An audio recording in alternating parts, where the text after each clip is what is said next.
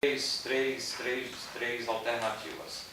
Ele diz assim, o Tris teria dito o seguinte, de acordo com o Popper que diz que o Tris disse isso. Então, primeiro é que nós poderíamos aceitar sem mais a base empírica, as proposições de observação, como é o que normalmente nós fazemos, que o Tris diz que isso é dogmatismo, quer dizer, toda vez que você aceitar um enunciado observacional como um enunciado objetivo, que, em relação ao qual você não pergunta pela justificação da observação, toda vez que a gente fizer isso, a gente está sendo dogmático, não é? Então essa é a primeira alternativa, que você aceite os enunciados ou as proposições de observação sem pedir justificativa, ou sem apresentar justificativa. Essa é então uma alternativa dogmática. A outra alternativa é aceitar a teoria indutivista da observação, ou seja, fundamentar a observação na sensação. Não é? Quer dizer, se a nossa sensação, se eu tenho a sensação de que isso aqui é um óculos, então o objeto que eu observo é um objeto que está fundamentado nessa sensação, e como essa sensação, de acordo com a teoria indutivista, ela é imediata, nada está interferindo nela, então dizer que esta observação é uma observação objetiva porque está fundamentada na sensação, é aceita porque a sensação justifica a observação. Tá? Então, e a terceira resposta, eu vou apresentar ela aqui agora, mas vou detalhar daqui a pouco. Vocês já conhecem, mas eu vou formular dizendo o seguinte, a tese de que a única coisa que justifica enunciados observacionais são outros enunciados observacionais. Né? Então, vamos ver daqui a pouco o que é isso. Primeiro, eu só queria dizer... a linguagem? Hein? É o terceiro? É a linguagem. Quer dizer, só os enunciados observacionais, na medida em que eles só são justificáveis em termos de outros enunciados observacionais, então eu permaneço no âmbito aqui da linguagem, porque o enunciado é um fenômeno linguístico, né? É diferente de eu pegar um enunciado observacional e justificar na base da sensação. A sensação é um fenômeno psicológico, né? Então, são justificativas diferentes. O que diz o Popper? O Popper diz, olha, dogmatismo não cabe na ciência, certo? Então, aceitar a base empírica, aceitar os enunciados observacionais, sem pedir justificativa e aceitá-lo como dogma, isso não faz parte da ciência. A ciência não lida com dogmas, não lida com dogmatismo, não é? Então está fora. A teoria psicológica, o psicologismo, né, que é a justificação psicológica, a gente já sabe por tudo que a gente viu, né, toda a crítica que foi feita pelo Hanson, pelo Chalmers, pelo próprio Popper, também é indefensável. E aqui eu gostaria de acrescentar uma teoria que o Popper critica também, a teoria das cláusulas protocolares de Carnap, né? As cláusulas protocolares seriam cláusulas, é um outro nome para proposições de observação que seriam fundamentadas na experiência sensorial. Então, na medida em que a experiência sensorial não é justificativa para aceitarmos uma proposição de observação, as cláusulas protocolares que se referem a um outro nome para proposições de observação, e na medida em que essas cláusulas são justificadas com base na observação, então elas também não são aceitas pelo Popper. Quer dizer, o Popper critica a teoria das cláusulas protocolares de Carnap. É a mesma coisa? É a mesma coisa. Cláusula protocolar e enunciado observacional, proposição de observação, está tudo no mesmo. É que a palavra protocolo aí pede o protocolo seria você apresentar a evidência sensorial da cláusula. Assim, qual é o protocolo? Protocolos são essas sensações aqui. Então, se o protocolo dessas cláusulas são essas sensações, então estas cláusulas estão justificadas. Mas aí já sabemos, uma teoria pós-empirista da observação não aceita essa justificativa, tá certo? Entraria no 2, no psicologismo. É o psicologismo, não é? Quer dizer, como vocês veem, o Popper é um esforço extraordinário para retirar a fundamentação epistemológica com base na psicologia, né? Vocês se lembram que eu disse para vocês que o empirismo inglês é uma epistemologia fundamentada na psicologia, né? Os epistemólogos ingleses, você pegar Berkeley, Locke, Hume, Bertrand Russell, mais recentemente, Stuart Mill, todos esses empiristas ingleses são psicólogos, né? Eles fundamentam todo o conhecimento na psicologia, e isso penetra no positivismo lógico, né? A teoria das cláusulas protocolares de Carnap é um exemplo desse tipo, penetra lá, e o Popper está sempre procurando separar o que é psicologia e o que é lógica, não é? A crítica dele ao problema da indução é porque ele sabe que o Hume mostrou que a indução não se justifica logicamente, que está fundamentada no conceito de hábito, que é um conceito psicológico. Então o Popper diz que não faz parte da epistemologia. Quer dizer, a epistemologia de Popper você pode chamar de uma lógica do conhecimento. A disciplina fundamental que orienta a epistemologia de Popper, a filosofia da ciência de Popper, é a lógica.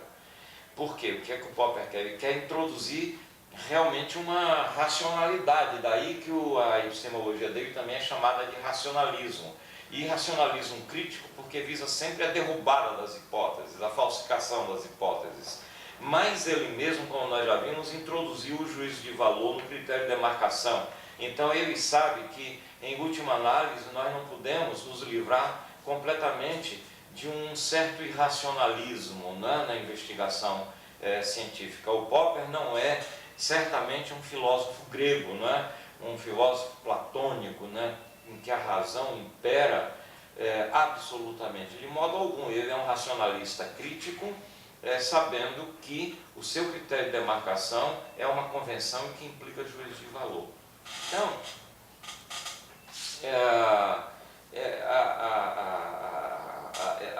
o que ele faz aqui é derrubar todo esse psicologismo, né? Dizendo, isso aqui não é fundamentação para a epistemologia, não é? Agora, esta ideia de que os enunciados observacionais justificam enunciados observacionais, qual é o problema aí? Vocês conhecem já esse problema também. Vocês se recordam, quando eu estava discutindo o problema da observação, eu fiz uma diferença entre a noção de observação e a noção de enunciados. Porque um é de ordem psicológica, quer dizer, observação fundamentada na sensação, isso é de ordem psicológica. Eu disse, bom, como é que os positivistas reagiram a essa crítica da teoria indutivista da observação? Ele disse, olha, eles fizeram uma distinção entre observação e enunciados observacionais. Eles disseram, muito bem, na observação existem aspectos subjetivos, que variam de pessoa para pessoa, mas quando eu faço um enunciado observacional, quando eu digo, isso aqui é um óculos, e todos nós aqui, todos vocês dizem, realmente isso é um óculos, aqui, este enunciado observacional tem uma objetividade que as observações de cada um de nós não tem, porque as observações têm componentes subjetivos da história de cada um, né? Em relação ao conceito de óculos, a ideia de óculos. E os positivistas dizem isso, a gente elimina esses aspectos subjetivos. E aí depois, quando o Hanson e o Chalmers examinam essa resposta dos positivistas lógicos, eles dizem, mas olha, mas o enunciado observacional contém conceitos. Se contém conceito, contém o universal. Então, se eu disser, por exemplo, esta cidade, esta megalópole é violenta, não é? Então, quando eu digo esta megalópole, qual? Eu digo São Paulo. Então, eu me refiro a esta megalópole, mas a palavra megalópole se refere a um universal, tá certo? Eu estou tirando de um universal, que é o conceito de megalópole, a referência para a existência desta megalópole aqui concreta, singular, particular. Quando eu digo é violenta, eu estou me referindo à violência dela, mas a violência é um conceito.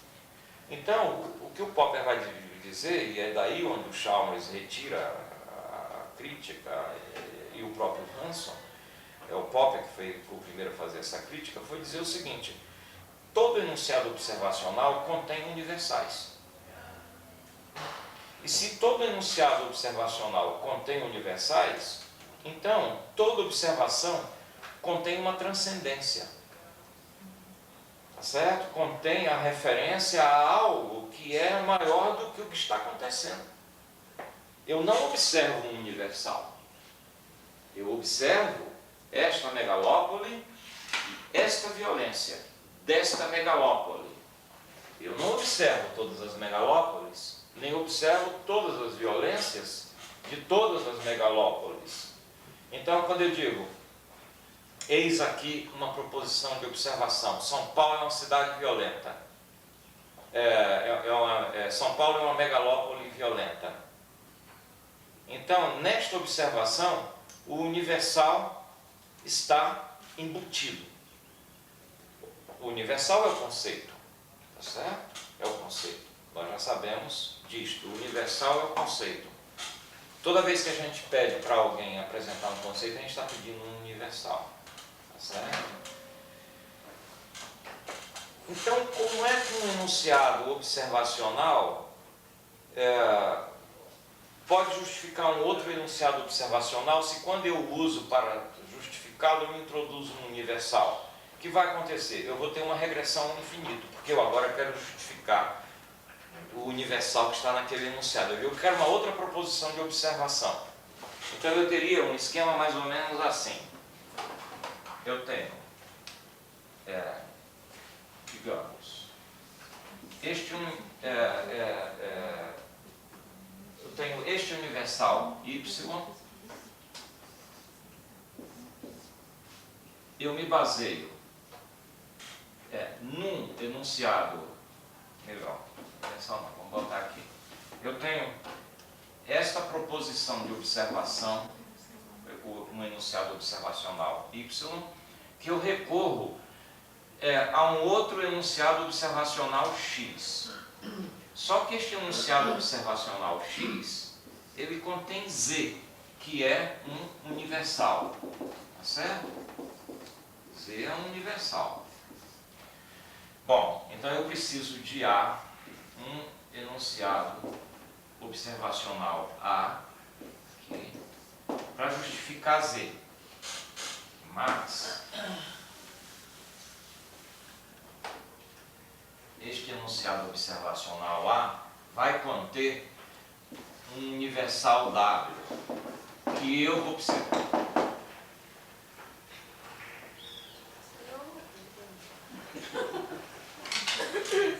Então, a justificação de enunciados observacionais em termos de enunciados observacionais envolve uma petição de princípio, quer dizer, envolve um regresso ao infinito. Tá certo? Bem, então nós estamos agora com o problema de Popper. O que é o problema de Popper? É que nós não temos como justificar os enunciados observacionais. Tá certo? Quer dizer, se nós tínhamos um problema